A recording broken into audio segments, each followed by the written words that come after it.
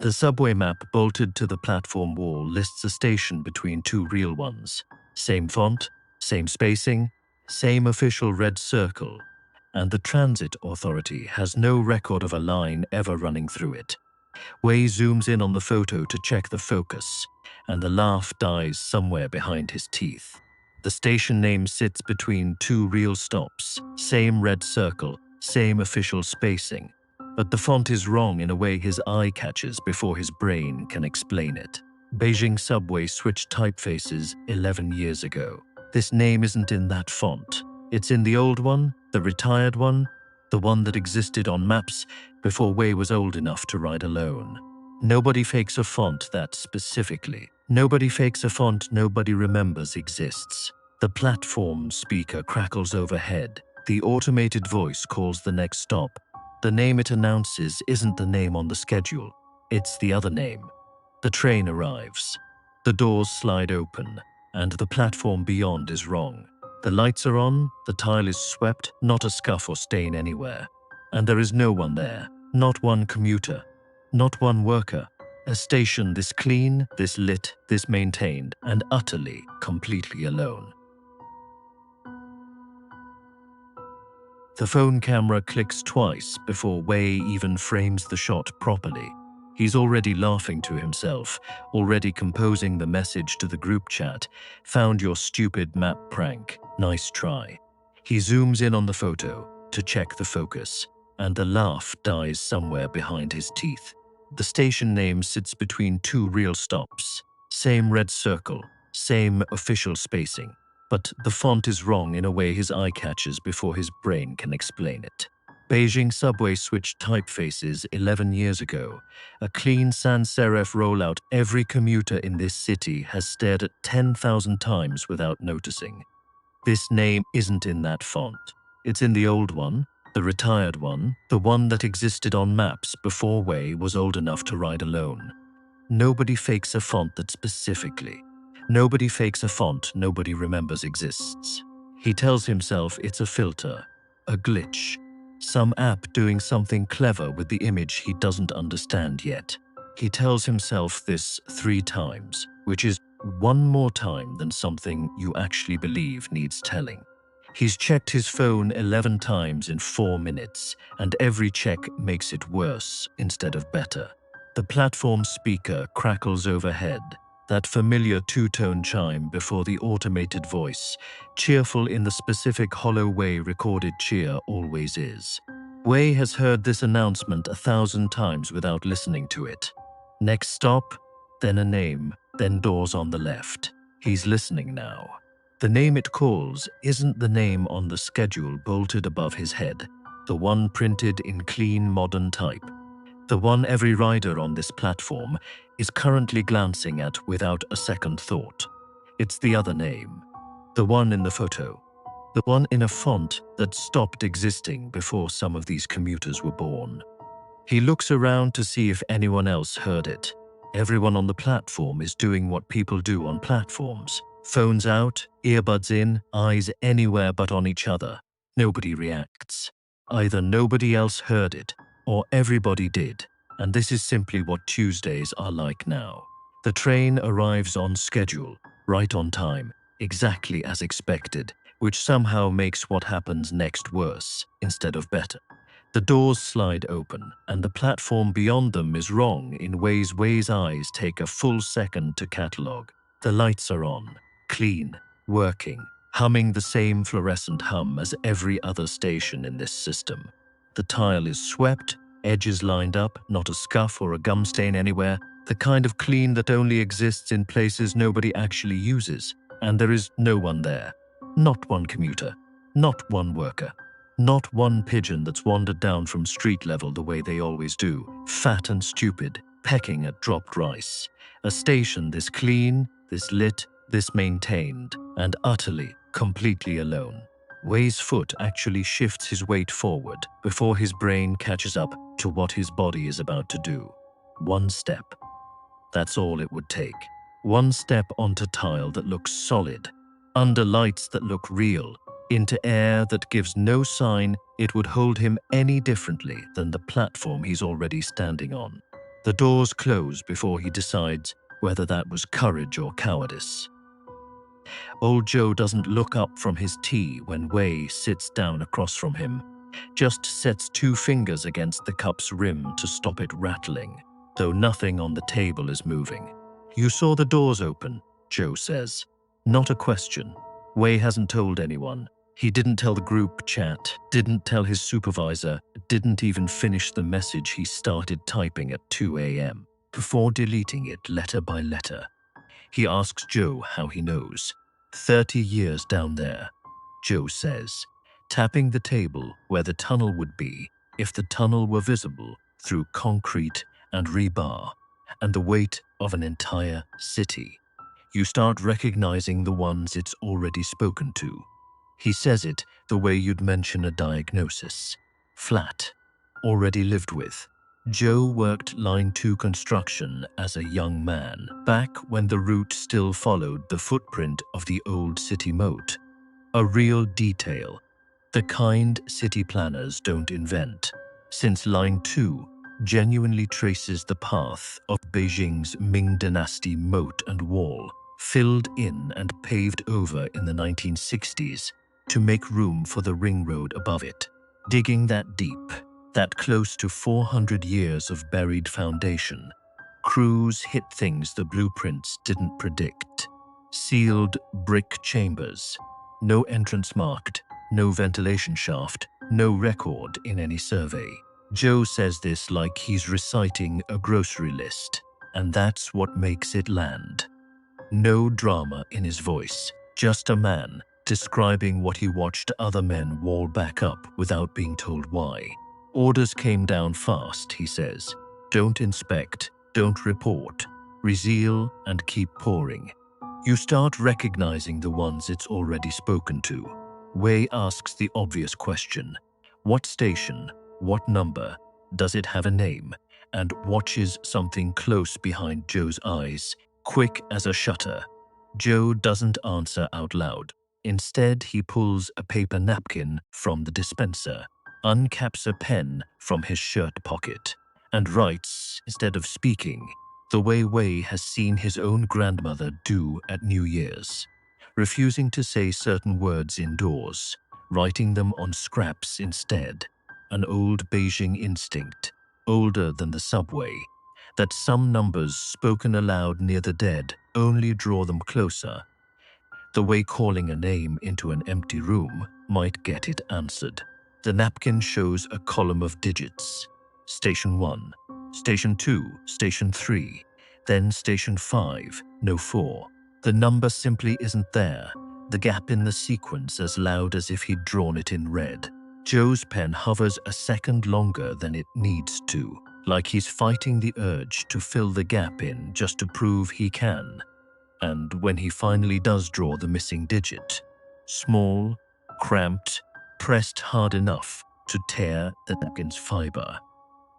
His hand is shaking badly enough that the 4 comes out crooked, leaning like something trying to stand up after being knocked down. He slides the napkin across the table, face down, the way you'd hand someone something you don't want to look at a second longer than necessary. Behind him, past the shop window, the maintenance access door leading down to the platform tunnels flickers once. Not a bulb dying, but a rhythm. On, off, on, in a pattern with intention behind it. 3 short, 1 long, 3 short again. A sequence Wei doesn't recognize, and Joe clearly does, because the old man's shoulders go rigid, without him turning around to check. It flickers the exact same pattern a second time.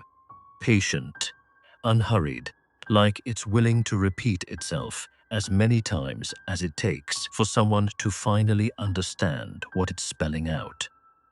The archive box lid comes off in one piece, brittle glue giving way after 50 years of nobody opening it, and dust rises in a column thick enough that Wei has to turn his head to breathe. He's not supposed to be down here. The transit archive closed at 6. The night clerk let him in on the promise of 10 minutes and a favor owed. He's had the flashlight on his phone running for 40. The log he finds is bound in cracked vinyl, 1968 stamped on the cover in a font that predates even the retired one from the map.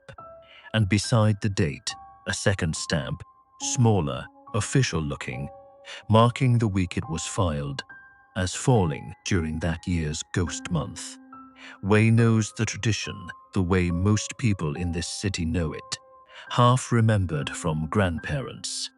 The 7th lunar month, when the gates between worlds are said to open and spirits walk freely among the living until the 15th night, when families send them back with burning joss paper and lanterns set adrift on rivers to light their way home. Someone chose to seal a chamber during the 1-month tradition, says you should be doing the opposite. He flips to the relevant week and finds a manifest. 12 names, each with a work assignment, each assignment reading the same thing. Chamber 4, brick and mortar reseal, expedited. Beneath the 12th name, a foreman's note in handwriting gone brown with age. The ink thinned, but the words still legible if he tilts the page. No rites performed. Deadline could not wait. 12 men walled a room shut during the 1 month you're supposed to leave doors open. And nobody wrote down why the deadline mattered more than the dead. None of the 12 names clock out that day. There's a column for it. Every other page in this log has an out time filled in, tidy and consistent. Decades of workers ending their shifts and going home to families who expected them. This page just stops. 12 rows, 12 blank spaces where an hour should be. Wei's phone buzzes. A text from the group chat. Someone asking if anyone's heard from Chen, the co-worker who started this whole thing, who found the graffiti rumor first and went looking for the platform himself 3 weeks ago and hasn't answered a message since. Everyone assumes he's ghosting them over something dumb. Wei used to assume that too. He turns back to the log and sees it before he understands why his stomach drops first, ahead of his brain. A 13th line has been added beneath the 12 original names. Different ink, not aged, not brown, still faintly blue-black the way pen looks before decades get to it. A name he recognizes immediately because he's seen it 100 times on a lanyard clipped to a work badge 2 desks from his own. Chen's full name, Chen's employee number, the same one Wei watched him type into a time clock every morning for 2 years. The date beside it isn't 1968. It's this year. Wei doesn't remember standing up, but he's standing, log clutched against his chest, and the archive's single overhead bulb, steady the entire 40 minutes he's been down here. Dims once, holds, and steadies again, exactly the way a held breath does, right before someone decides whether to let it go. The lighter catches on the second flick, and Wei crouches on the tracks with his knees against cold steel, watching the first sheet of joss paper curl orange at the edges before he's even fully decided to do this. The last train cleared the line 4 minutes ago. He timed it. He's memorized this schedule the way he's memorized nothing else in his life. Every departure, every gap, every window where the third rail goes quiet enough that a person might survive walking near it if they were careful, if they were desperate, if they had run out of other options. He sets the second sheet alight from the first, the way his grandmother taught him every summer of his childhood. Gold-flecked paper, meant to become spirit money, once smoke carries it where it needs to go. An offering for relatives who died with no grave anyone could visit, no stone to kneel at, no name carved anywhere solid. She did this every ghost month without fail, murmuring under her breath, sending comfort to people the family had never stopped owing an ending to. He's never made this offering for someone he actually knew. Chen's face keeps surfacing in his mind uninvited. Badge photo. Tired half smile. The version of a person a company forces out of them for an ID card. I don't know if you can hear this, Wei says to the flame, to the tunnel, to whoever or whatever has been listening this whole time. But you're not clocked out. Nobody let you go home. He's never made this offering for someone he actually knew, and it changes the weight of every word. The flame gutters, though the tunnel air is dead still. No train pushed wind for another 6 minutes by his count. When it steadies, nothing about the platform down the line has changed. No phantom station, no lit tile, no doors sliding open on emptiness. Something else happens instead. The tunnel wall ahead of him, brick that has sat undisturbed since before his grandmother was born, simply isn't there anymore. Not broken, not collapsed. Absent, the way a word disappears from a page you're sure you just read. Replaced by a chamber that shouldn't fit inside the space the tunnel physically occupies. Wider than the tracks allow, lit by a soft grey glow with no visible bulb, no fixture, no source Wei's eyes can land on, no matter how many times he searches the walls. 12 hard hats sit arranged on the chamber floor in a circle, so exact it looks drawn with a compass. Worn, cracked with age, the leather straps gone brittle and dark, each one facing inward like men once sat beneath them, waiting. In the center of the circle, a phone, screen lit, recording light glowing steady red. Wei recognizes the case before he lets himself recognize the phone. Chen's, the one with the cracked corner he'd been meaning to replace for months. The battery icon in the corner reads 62%. A charge no phone untouched for 3 weeks should still be holding. Should have bled out to nothing days ago, sitting dead in a tunnel with no outlet, no signal, no reason to still be alive. Wei crawls forward and picks it up, and the recording is already running, timestamped ticking upward in the corner in real time. And the date stamped beside it isn't tonight's date as he understands it. It's tonight's date, 1 hour ahead of the hour he's currently standing in. A recording of something that, by the tunnel's clock, hasn't happened yet. A flashlight beam finds Wei first, sweeping low across the platform before it lands on him slumped against a support pillar, and the transit officer holding it says his name twice before Wei's eyes open. Dawn light comes down the stairwell in a thin grey wedge. The first train's not running for another 40 minutes. The platform empty except for the officer and a maintenance worker checking clocks. Nobody asked him to check. Wei's hands are clean. No burns, no black under the nails. No smell of smoke clinging to his jacket the way it should after kneeling over open flame for however long he knelt there. He has no memory past the joss paper catching. Everything after that, the tunnel opening, the chamber, the hard hats, the phone, sits in his mind the way a dream sits the moment you try to explain it to someone else. Already dissolving at the edges, details sliding away faster than he can name them. The officer asks how he got down here. Wei has no ticket stub, no tap record, nothing on his transit card showing entry at this station tonight, though the card is in his pocket and the balance hasn't changed. He doesn't have an answer that would sound like anything but a confession to something he can't name. He has no memory past the joss paper catching, and that gap frightens him more than anything he actually remembers. Then his fingers close around something in his other pocket, and he knows before he pulls it out what it's going to be. Chen's phone. Screen dark now, battery reading 4%, though when he wakes it, there's one video saved to the camera roll, time-stamped last night, an hour that at the time hadn't happened yet. He plays it, standing right there in front of the officer, sound low, thumb shaking.